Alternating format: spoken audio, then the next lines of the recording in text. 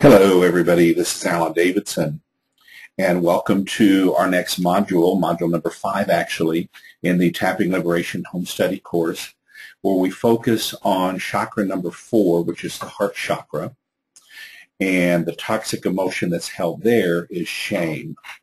We're going to be focusing on the emotion of shame and its correlated emotions, and then our emotional bridge process will then be guiding you through some embarrassing, humiliating, shameful memories and experiences to the core memory, and then tapping through those and completely releasing them from your body and your energy field and your limbic brain.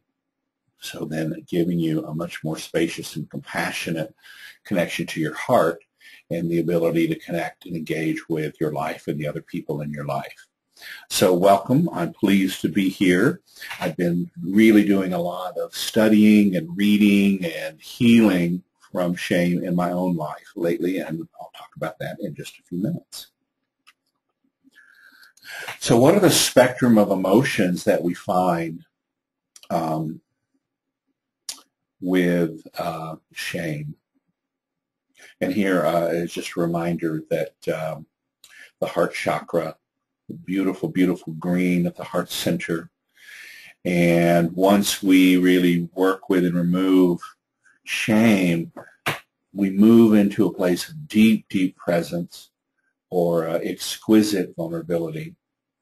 And then just a reminder that the kaleidoscopic chakra meditation, which is in your bonus program, it's the kaleidoscope of each of the 7 chakras, and the tone that I use for meditating with that visual. When you get to the heart center, the tone that I use is a short A as an Amen. So that's there for you.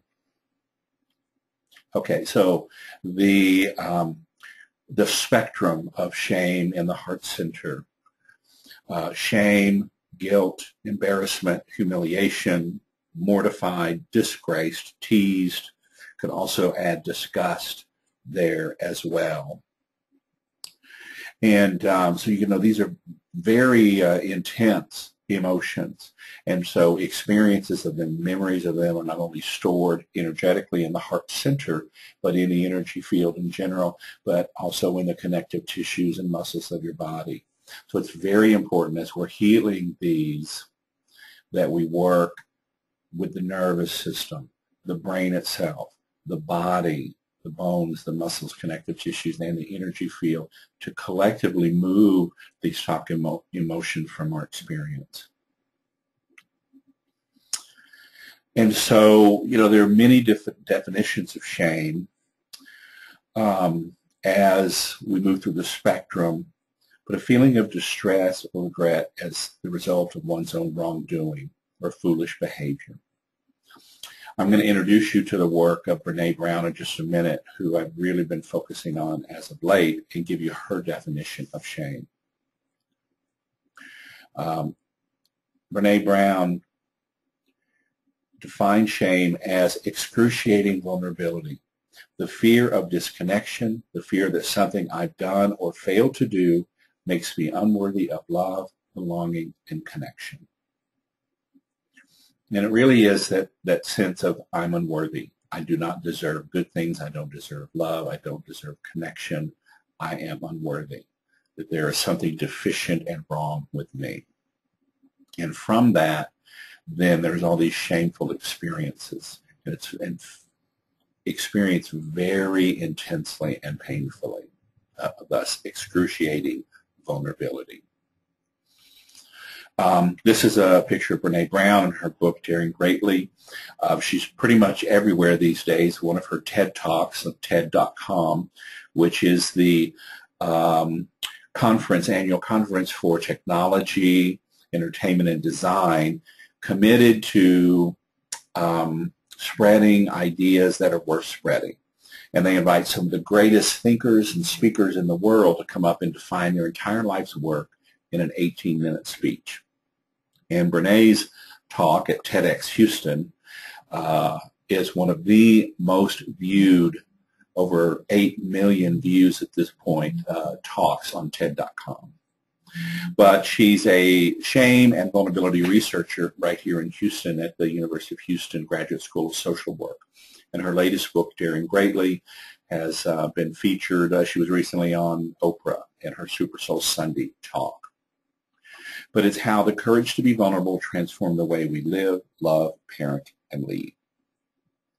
And so she really goes into her many, many years of research and study, and all of her insights and responses and writings are based on data from interviews that she did with people, mostly all around the country, but certainly around the world as well. So her insights into shame and vulnerability really are research-driven, and it's the most comprehensive work on shame that we have so far. The thing that Brene talks about, I want to talk about the difference between shame, guilt, humiliation, embarrassment, because they're often collapsed together. And she says that, you know, the distinction between them, really how we define them and experience them within ourselves, depends on the self-talk. If we have a really negative self-talk, we will experience them as shame. If we have a very positive way of talking with ourselves and a positive view of our wholeness and deservedness, then we might experience something as embarrassment or humiliation or guilt. But the thing about shame, it is a distinction that I am bad and I am disengaged, disconnected from other people. I'm isolated. Guilt is recognizing, oh, I did something bad, but it's not moving to that full into the spectrum of, oh, I am bad. Humiliation is, I don't deserve this. You know, an example might be, you know, if somebody's in a meeting at work, at the corporate office, and the boss just goes off and starts ranting about the results of a project that I'm working on or the sales of me and my team. If I'm, you know, experiencing it as shame, I would think, oh, my boss is right. I am a bad person. I am a loser. I'm a failure at this. Versus humiliation, which would be the flip of that. It's like, my boss is out of control. You know, this has got to stop. This is inappropriate behavior, and I don't deserve to be treated like this. Yes, maybe my results are not what they should be or could be, but I'm working to change that. But my boss is out of control. It's a very important distinction of how you speak to yourself and experience these emotions. And then embarrassment is often something that's fleeting and often funny, or at least later it's something funny that you can tell about. The important distinction with embarrassment is you do not feel disconnected or disengaged or isolated from people because you've done something embarrassing. So I have been leading a 7-week book study club on Daring Greatly, not only reading the work of Brene Brown, but also you know, we'll discuss a chapter of the book in the first hour, but in the second hour, then we really move into the EFT tapping and working with the different voices that are inspired by each chapter, and then actually going through the whole enlightened tapping process. So we might work with the voices of shame, disengagement, humiliation, embarrassment, not enough, not complete, incomplete.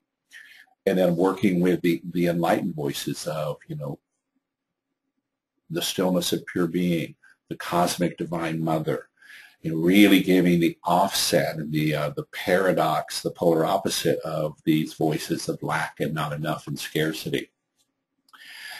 And one of the most profound things is in the data, Brene came up with what she calls the 12 categories of shame, and sort of the areas in their body. And I have experienced a lot of shame in my own life for many different reasons, and I have been systematically going through each 12 categories and using the emotional brilliance process, connecting to the superconscious mind, and saying, you know, what are my memories and experiences around appearance and body image? You know, weight's been an issue for me for most of my life. unless I was strung out on, crystal meth, which addiction you'll see is one of the categories. So, I've just been working through systematically, my shameful experiences and memories in each of these categories, and it has been profound level of healing and centeredness and peace that I feel after the healing process. So, there are different kinds of shame, and they affect us in different ways and surprising ways. So that's an idea or even an invitation for you to consider something like that for yourself. And then, so, why go through, some of the most painful, shameful memories that we've ever had in our lives? Why excavate them? Why dig them up? Why surface them? Well, one is that they're already always there. They're just operating at the unconscious level from the back, whispering to us we're not good enough, sabotaging us in our best intention.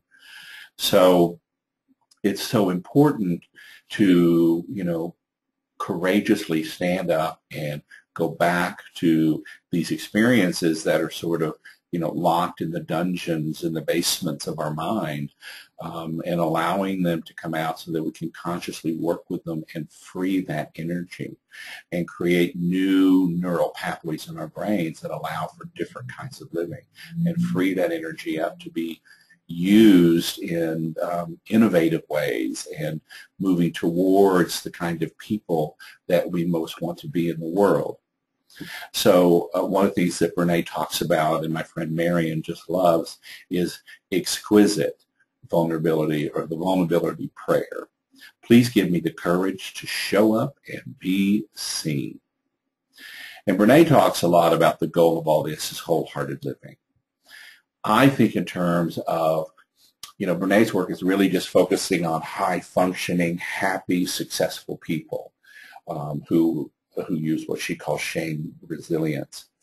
But I have a bigger game in mind than that. It's even who are the people who are working with enlightenment and superconsciousness in their own lives. And as I've said many times, the Dalai Lama teaches that there are 108 states of mind that keep us from our Buddha nature, that absolute exquisite stillness that is our birthright and our true nature. Now, 80 of those states of mind are emotional, toxic emotions that chronically keep us stuck in our small self, our ego, our personality, separate from the great ocean of being and the other people in our lives. So to me, deep presence is that place in our heart where we are fully engaged, fully enlightened, fully embodied, and connecting to the present moment as it arises, connecting to life, connecting to the people, connecting to our loved ones as they arise in the moment. And to me, that's a state of a being. That Buddha literally means one who is awake. So it's that place of being awake and aware and alive and fully present in the moment. And so that's why I invite you to go into these often dark places to heal these emotions, because they're back there anyway. They are controlling the way that your limbic system in your brain operates, controlling the way you respond and react anyway. So it's great to get in there and clear them and develop new neural pathways to become the person that you most want to be. So here is your emotional brilliance form that you'll be using in the next demonstration, the next module, so that you can print that out this page. And so there you go. So that completes our introduction to shame. You can move on now to the next module. You do want to have your sheet printed out for you, your emotional brilliance process, your worksheet, focusing on shame. And then watch the demonstration and be guided back, and then tap your way forward. Thanks for your attention, and we'll be with you soon.